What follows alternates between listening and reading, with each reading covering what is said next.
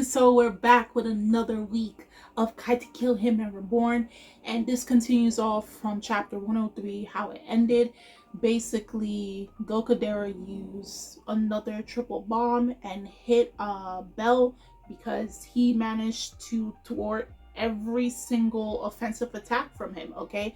Once he figured out the strings, how Bell was able to attack him, Bell tried to trap him in a web of wires, okay, enough to cut Gokudera open piece by piece. Gokudera laid out the trap in the library with gunpowder, and then he lit that on flame to break apart the wires, and then that's when he threw the bombs and they all hit Bell. And now we're in chapter 104 where we saw where the bombs landed, and then Bell had no way to run away from that. Okay, not like the first time when Gokudera did throw him, because remember, he had the wires attached onto his shoulder. They never were able to meet their mark, but they did this time. And certain panel, of course, there's the panel with the version of the anime and everything. It's just that really cool panel of Gokudera. I just think the manga version looks just a little bit cooler. Okay, he's 10 and he's seen all the destruction before him. I am the storm. Okay, everybody's watching like, wow, Bell could not escape. Okay, there was no way he could have protected himself or divert that attack when it was point blank range. Okay, and as Dr. Shamal says it best, Gokudera, that guy is the guardian of storm. Okay, so anybody that downplays Gokudera, so Gokudera is really about that life. He will gladly blow up somebody if it means protecting the Vongola, okay? So technically, him doing that, you would have thought, hey, it's his automatic win. And not only that, the surveillor is saying that there's now only 3 minutes left on the clock. So that means 12 minutes has passed through the whole duration of their fight. So with only 3 minutes, Gokudera, knowing that he's the last one standing, he's walking over to Bell. Mind you, the fight was horrendous. Gokudera and Bell are gravely injured. It was shown in a panel where Gokudera like almost stumbled due to blood loss, and that's understandable because like he doesn't have enough to sustain him, so he's barely just walking over to him, and then he kneels down to retrieve the ring that Bell has on his neck. Of course, this isn't a ring, but I had this right here. He's imagined the ring here, and he's trying to retrieve it, and then Bell snatches Gokudera's hand that was trying to reach for the ring. Mind you, the way they're describing it is that at this point, Bell is unconscious, so him moving is by instinct. Okay, he lost so much blood, he's injured, and with only 3 minutes left on the clock, you know, this guy is just out of it. So all he's doing now is, one, he can't take the fact that one, he lost, as they're describing it in the chapter. Two, he lost X amount of blood. He's injured. And three, he's like, if I'm gonna die, and we only got 3 minutes left on the clock, you're dying with me. So now they're just wrestling and tumbling with each other. And mind you, two people who are on the verge of death already. They're barely conscious. Okay, Bell is dragging him, Gokudera is punching him, and it's not as effective as it should be because at this point, again, like I said, Bell is moving by instinct. He's not too well aware of his surroundings. All he's thinking about is getting the ring, getting the ring, getting the ring. Okay, and then we have where the surveillor is saying, it is about time. The panel is saying that, like, now since 3 minutes has passed, with them rumbling and tumbling on the floor, you know, backing up into bookcases and books tumbling on them, trying to fight for that one ring, the surveillor are saying, as previously stated, 15 minutes after the start of the battle, the hurricane turbines, or I like to say the air generators, will begin to self-destruct in a sequential manner. The library's estimated time of destruction will arrive in about 1 minute. Of course, the audience arena will not be affected. So audience meaning Tsuna and the rest of the Varia, they're not going to be hurt. But from where Gokudera and Bell is say basically down the hallway all the way up to where they are located in the library, that's all going to be destroyed. Okay? And they're both still wrestling on the floor. Gokuder is trying very hard to retrieve the ring because it's like, if he loses this ring, it's only one win at the end of the day, and that was due to Ryohei. And then they have 3 losses because, again, they lost the lightning ring, then they lost the sky ring, and if he doesn't retrieve this ring, then that's the 3rd ring, which is the storm ring. Okay, so he's trying so hard because trying to bounce back from that, from 3 losses so far, is going to be very hard on them. Like, how they're going to be able to, he's thinking along those lines of, how are we going to be able to bounce back if we don't win the next 3 to at least somewhat tie it up, or like get that 1 win edge over Davaria?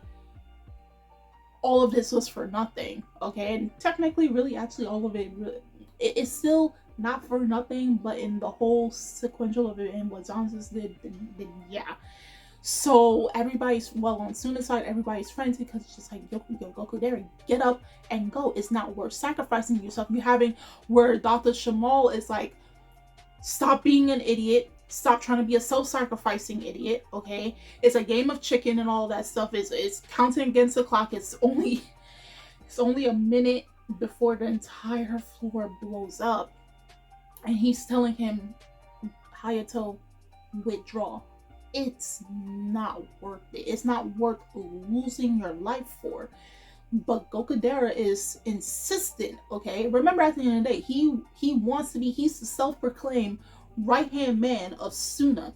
And for him to just lose this battle, knowing that they need this win to at least somewhat almost even it out, you know, to protect Tsuna, to protect the Vongola side so none of them, you know, ends up losing their lives by the end of this whole scramble, is infathomable to him. He can't think of being a failure to Tsuna. That's his worst fear. Like, if you guys don't know, for Gokuder, nothing brings him fear than disappointing Tsuna. Ever since his introduction, aside from him, like when he was first introduced and he acted rough towards Tsuna and he was testing him, the reason why he follows Tsuna is because, one, he admires him, but at the same time too, because of how much Gokuder admires Tsuna, his greatest fear is knowing that, like, he can't live up to whatever expectations Tsuna has for him. He can't live with the fact that he can disappoint him. He can make Tsuna mad or sad, okay? He doesn't want that. So he's literally risking his life with only a minute. They did say like about 15 seconds has passed, so only 45 seconds remain until the wind starts to catch up to them, okay? Catch up to where they're at. So he goes on to, like, you know, we only have 1 win, 3 losses, and this is a critical, if he loses the storm ring, it would be a critical loss. Everybody's on him like, yo, just stop it. It's insane. You're fighting against a unconscious guy who's moving. You're fighting against an insane dude. Like, again, this is not worth you losing your life. Everybody's down on him. Everybody's down on him. And then what makes it worse is just like, Gokuder does not value his life. You know, he doesn't, even when Dr. Shamal is like, remember when we were training, what were you thinking at the time? And there was a little part where Gokuder is just like, you know, my life does matter, but in this moment is like contradiction to that. Like, Gokuder doesn't value himself enough, even if it means him dying to get something for Tsuna, okay? He thinks his life is so invaluable so long as the Vongola survives. So long as Tsuna survives, it's all good, okay? And then this is where Tsuna, and we've seen it already a few times from, hell, even possibly the daily life arc, but also especially the Kyoka arc, where Tsuna grows a backbone. And it's not like to say Tsuna is scared sometimes, of course, but the more he's in this leadership role, the more he puts his foot down and says, hey, that's not cool. Like, I know the way I'm sounding doesn't sound very authoritative, but think of in this situation where you see your friend hurting themselves for something that, you know what, at the end of the day, it's really not that important. If you put all things together, think about your life, think about what you can do with your life and all of that. Getting a ring, like, bro, we'll figure it out somehow, but right now is not the time. Right now it's not worth it. So Tsuna's telling him, yo, stop joking around. Have you ever thought what you're fighting about? And this causes Okudera to just like, and then Tsuna's just like, the reason why we're fighting, the reason why we're all doing this, and mind you, you have to remember at the end of the day, they're still teenagers, they're still kids, they're like 14 to 15 years old. So for them, despite them being involved with the mafia and all the troubles that come with mafia business, because they're kids, they're gonna want to go to the beach, they're gonna want to go play in the snow, they're gonna want to go to festivals and play with fireworks. And that's the whole reason why they here in this particular moment, because that's the type of future that Tsuna wants for all of his friends. That yes, despite them being the mafia, despite Tsuna always saying that I don't want to be part of the mafia, he realizes that, you know, this is what's happening, this is my reality right now, but it doesn't have to be my future. And all I want is for those who are surrounded by me, those who I call my friends and family, to be okay. I want to be able to say, when it comes summertime, we going out to the beach, we go to festivals. I want it when it comes winter time, we get presents, we can play in the snow, have snow fights, we go each other's house to go drink hot chocolate, all of that stuff, because he's not thinking about taking over a underworld criminal organization. He's thinking about what I'm doing on my everyday life, going back to the days of the daily life art, you know. And if I have to go through this to achieve that, then yeah, but it's not worth it if you lose your life in the process, because that's not what we're fighting for. We're not fighting to get ourselves killed, we're fighting to live. Okay, whoa, that got deep. Rereading this, that kind of got deep, man, but that's a whole point. And you know what? Laugh with each other. If Gokudera dies, they can't laugh with each other. And all these things is just, you know, just being together, having fun. Okay? And then when Gokudera realizes this, before you know it, he noticed he keep hearing the bombs going off, and then the whole floor explodes. And then the cameras go off. Everybody's like, no way. No, not Gokudera. No, that he couldn't have died. And I mean, that probably may be the worst feeling, to know that you're trying to save someone. You can't go to them to save them, of course, because they're barred from interfering due to what happened to the last battle with Lambo versus Levy. So they're barred from trying to interfere in this fight. And to see that, like, all they can do is just watch from a TV screen the cameras go off before their friend managed to escape. You can only imagine what all of them is going through, especially Tsuna, because he drops to his knees and he's just like, you can see tears start to form in his eyes. He's shaking, he's look like he's sniffling and all of that. His face is making up. He's like, why Gokudera? How can this happen? Why Gokudera? Then Reborn realizes, hold on, somebody's moving, and then out of the smoke appears Gokudera. He managed to make it out. But actually, both him and Bell made it out of the explosion. Of course, Bell is, again, he's somewhat conscious. So all he's doing is I got the ring. And Gokudera lost. He lost both of the rings in this, but he managed to survive. And that's what really counts. You know, he may have lost the battle. Okay, they lost the battle for now, but they have not yet to lose the war. So everybody's happy, especially Tsuna's happy. He's grateful that Gokudera is back, that he's not dead. He doesn't have to worry about burying a person that he knows, someone he cares about, into a casket early on in their life and everything. Of course, the Varia are mocking them and everything. Before that, we have where Gokudera tells Yamamoto that, you know, the rest is up to you.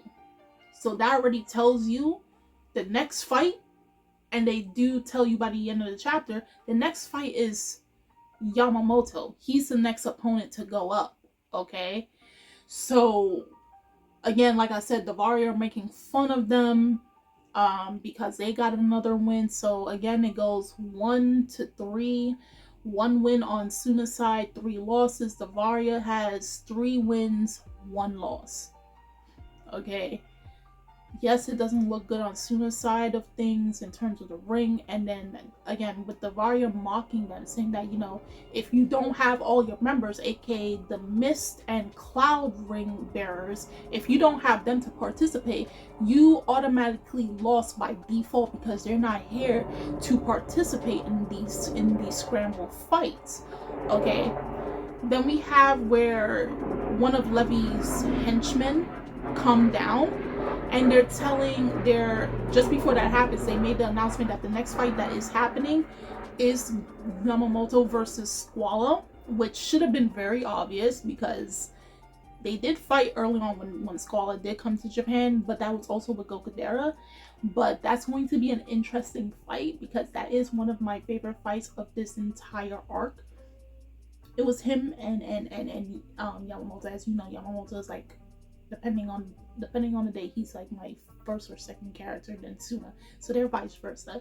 So that fight is, y'all gonna love this fight, okay? Yamamoto versus Squall is the next fight. And we're almost done with volume 12. I did not bring out hold on. 1 second. I forgot to bring this out. Like I'm saying, this is supposed to be here because this goes all the way up to volume 14. I forgot to bring this out, bro. I forgot, but it's here now. It's here now, okay? But going back to what I said, the next battle is Yamamoto versus Squall. That's another fight to be highly anticipated for if this is your first time reading and or watching Katekyo Hitman REBORN. And it ends off where Levy's henchmen, remember when they came to Japan and tried to hunt down Lambo the first time to try to hurt him and the other kids, Futa and Ipin? They're all beat up because they were actually around the school surveilling, seeing if anybody tried to interfere. And then obviously if they tried to come into the school, they would have got off.